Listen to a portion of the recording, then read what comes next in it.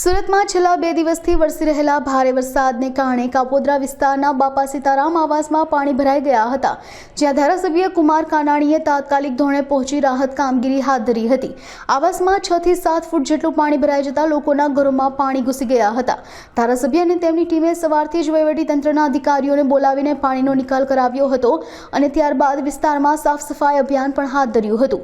લોકો રસોઈ ન બનાવી શક્યા હોવાથી તેમને ફૂડ પેકેટનું વિતરણ કરવામાં આવ્યું હતું અને આરોગ્યની ટીમને બોલાવીને દવાનો છંટકાવ કરાવી રોગચાળો અટકાવવા માટેના પગલાં પણ લેવાયા હતા।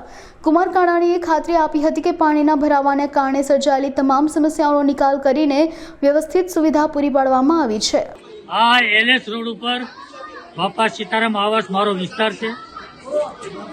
2 દિવસથી જે સતત વરસાદ વરસી રહ્યો છે, આ વિસ્તારની અંદર 6-7 ફૂટ પાણી હતું। લોકોના ઘરમાં પાણી ઘૂસી ગયા હતા। સવારથી અમે અહીંયા સૌ ટીમે કામે લાગી છે। વહીવટી તંત્ર અધિકારીઓને બોલાવીને પાણીનો નિકાલ કર્યો છે અને પાણીનો નિકાલ કર્યા પછી અહીંયા સાફ સફાઈ કરી અને અત્યારે આરોગ્યની ટીમ પણ આવી રહી છે। સાફ સફાઈ કરી દવાનો છંટકાવ કરશે અને ઘરમાં લોકોના પાણી ઘૂસ્યા હતા, એટલા માટે લોકોએ બપોરે રસોઈ પણ બનાવી શક્યા નથી ને એટલા માટે અત્યારે ફૂડ પેકેટની પણ વ્યવસ્થા કરી છે।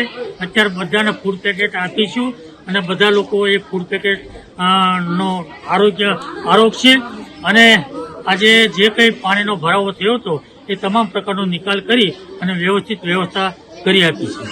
બસ લોકોના તો કામ કરીએ અને લોકોને ઉપયોગી થઈએ તો આશીર્વાદ તો મળવાના જ છે। લોકોના આશીર્વાદ એ ઠાકોરજીના પ્રભુના આશીર્વાદ હોય છે।